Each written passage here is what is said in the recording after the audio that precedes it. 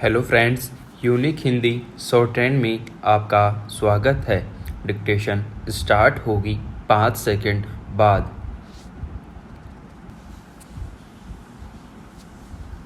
Start. इस साल फरवरी में भारत और चीन ने पूर्वी लद्दाख में पैंगोंग झील के उत्तरी और दक्षिणी हिस्से से अपने सैनिक हटा लिए थे।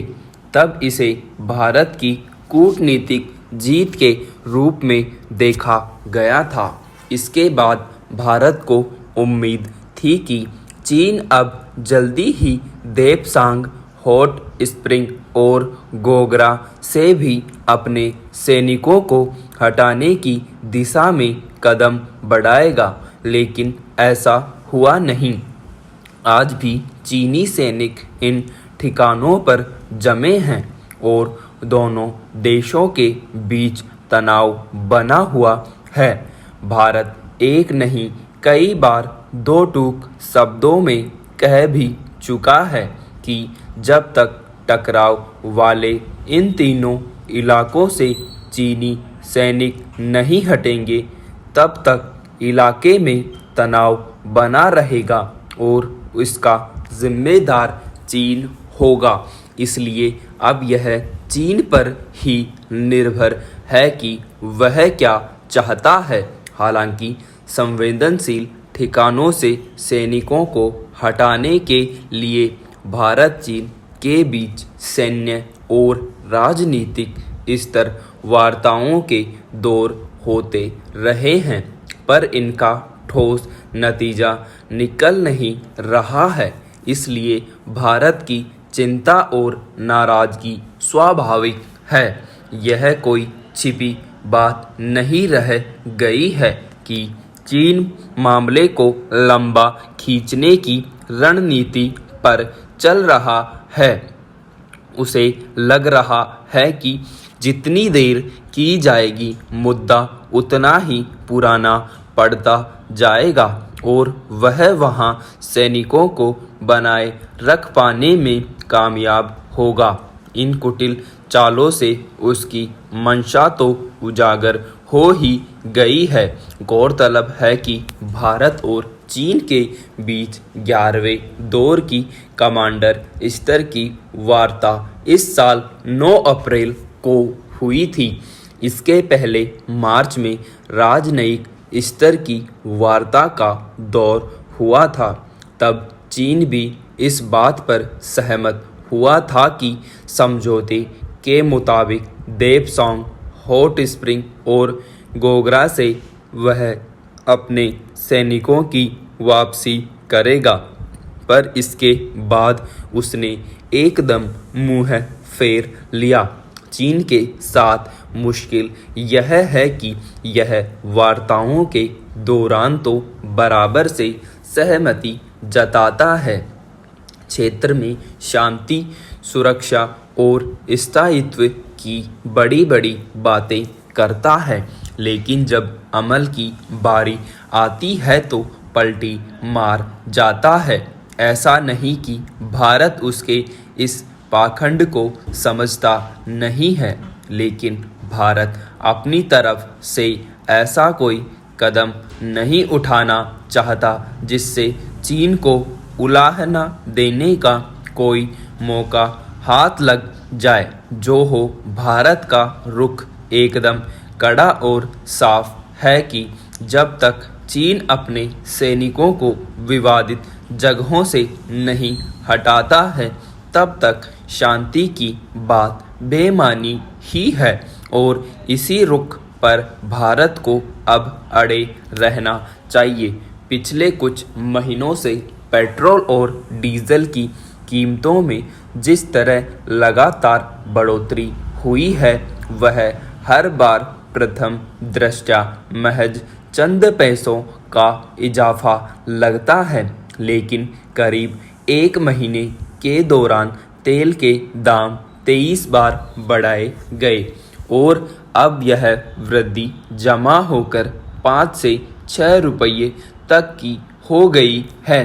अंदाजा लगाया जा सकता है कि तेल के दाम में इस तरह की बढ़ोतरी की वजह से आम लोगों की रोज़मर्रा की ज़रूरत की चीज़ें किस कदर प्रभावित हुई होंगी। कोरोना जैसी महामारी की वजह से लगभग सब कुछ बंदी के चलते बड़ी तादाद में लोगों की आमदनी पर पहले ही बहुत बुरा असर पड़ा है। ऐसे में एक ओर पेट्रोल डीजल और दूसरी ओर खाने पीने के सामान के बढ़ते दाम ने साधारण और ख़ास तौर पर कम आय वर्ग के लोगों की जिंदगी दूभर कर दी है। विडंबना यह है कि देश की राजनीति में इस तरह की कमर तोड़ डालने वाली महंगाई अब पहले की तरह एक गंभीर मुद्दा नहीं रह गई लगती है। ज़्यादातर राजनीतिक पार्टियां इस मसले पर औपचारिक बयानबाजी से आगे जाकर ज़मीनी स्तर पर बिगड़ते हालात को केंद्र बना विरोध प्रदर्शन नहीं करती। ऐसे में कांग्रेस पार्टी ने शुक्रवार को पेट्रोल और डीजल की बढ़ती कीमतों के मुद्दे पर देश भर में विरोध प्रदर्शन करके यह संदेश देने की कोशिश की है कि उसे आम लोगों की फिक्र है। लेकिन सवाल है कि तेल की बेलगाम होती कीमतों की वजह से आम लोगों की परेशानी को महसूस करने में उसे इतना लंबा वक्त क्यों लग गया।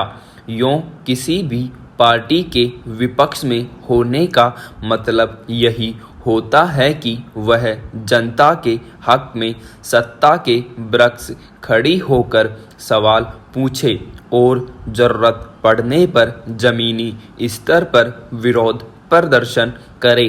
इसलिए कांग्रेस ने अगर तेल की बेलगाम कीमतों के मुद्दे पर प्रदर्शन किया है तो यह उसकी स्वाभाविक जिम्मेदारी है।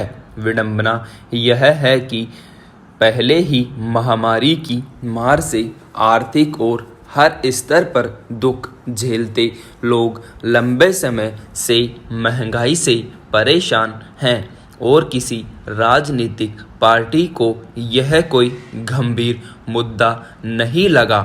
इस लिहाज से देखें तो कांग्रेस ने पेट्रोल और डीजल की कीमतों पर विरोध प्रदर्शन जरूर किया, लेकिन यह देर से उठाया एक औपचारिक कदम लगता है।